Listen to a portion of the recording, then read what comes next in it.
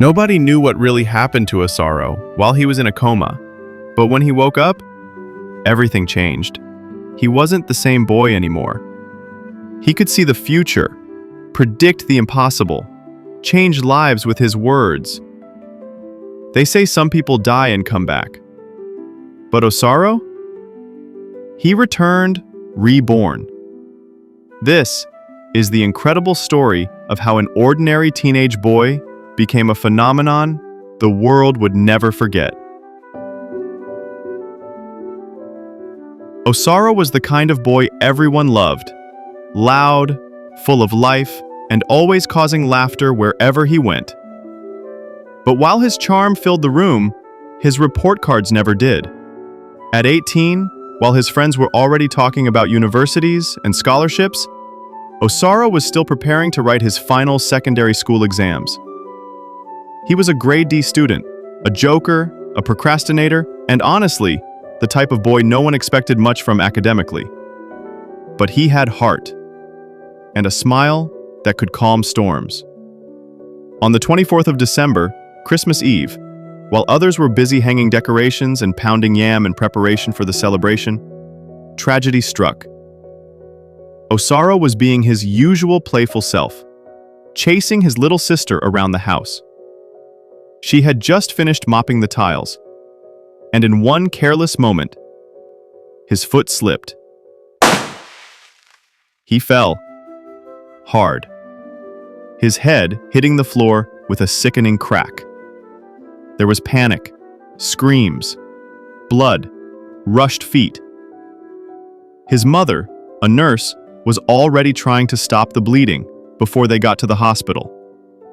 Doctors said the injury wasn't fatal, but Osaro was unconscious, unmoving, silent. Machines beeped, IV drips hung, but he didn't open his eyes. Not that day, not the next month. After 30 days, the doctors gave up hope of him waking anytime soon. His vitals were fine, his brain showed activity, but he wouldn't come back. So his parents brought him home. They bathed him, changed him, prayed over him, cried. Month 2, nothing. Month 3, nothing. Month 4. On a quiet April morning, the sun streamed through the window. His little sister, Afe, was wiping his arms with a warm towel, something she had done every day for months. But that day, something was different. His fingers twitched, then his shoulders. And before she could scream, Osaro sat up. Afe screamed and ran to call their mother. By the time she returned, there he was, sitting upright on the bed, blinking at them like he just woke up from a nap. Mummy? What's going on? Why are you looking at me like that? So I slept since yesterday? Where's my rice? They stood there, frozen, in disbelief, in awe. Their son, the boy they thought they had lost, was back. But not completely. He looked the same, talked the same. But something about him was different. That same week, the final exams were around the corner. One evening, Osaro called Efe and casually listed a few questions he thought might come out. Specific questions. Efe didn't take it too seriously, but she wrote them down. When the exams came, the exact questions Osaro mentioned appeared word for word. Coincidence? Maybe. But when the results came out, people stopped guessing. Osaro had straight A's. The same boy who once struggled to score a C was now topping the school. He aced the National University exam with the highest score in the state and received a full scholarship to one of the country's best universities. The town was shocked, but Osaro smiled knowingly. He had seen this before. During his first holiday back home, something stranger happened. At dinner one evening, he turned to his father and said, "Daddy, Please tell the king not to drink from the calabash his second-in-command brings him next week. He wants to poison him, to take his throne." His father laughed nervously. But Osaro wasn't joking. The king had no male heir, only a daughter who was unmarried. The throne would be vulnerable, just like he said. It happened. The second-in-command showed up with palm wine, but said the tapper would deliver it later. Osaro had already warned the king to switch the calabash. They did, and the test proved it. The calabash was poisoned.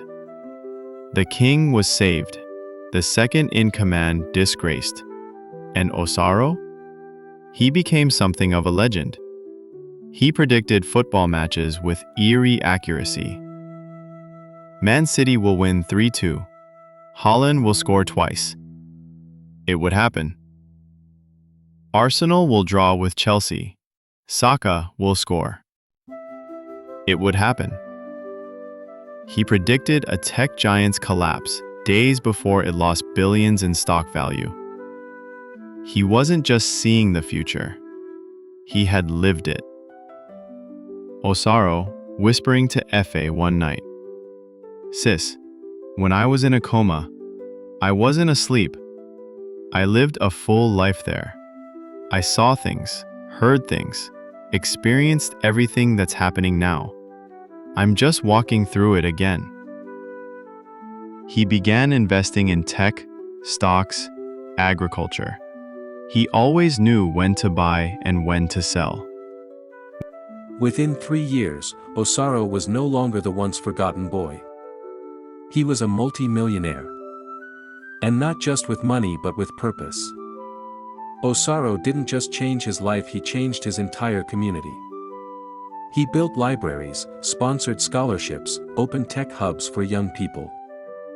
He set up food programs, provided jobs, trained youths in digital skills. The same village that once saw him as a never-do-well now calls him their gift from God. Softly, Osaro was reborn. Not just in body but in mind, in vision, and in purpose. Sometimes, life needs to break us before it reveals who we're truly meant to be. He slipped and fell. But he didn't stay down. Because what the world thought was the end was just the beginning.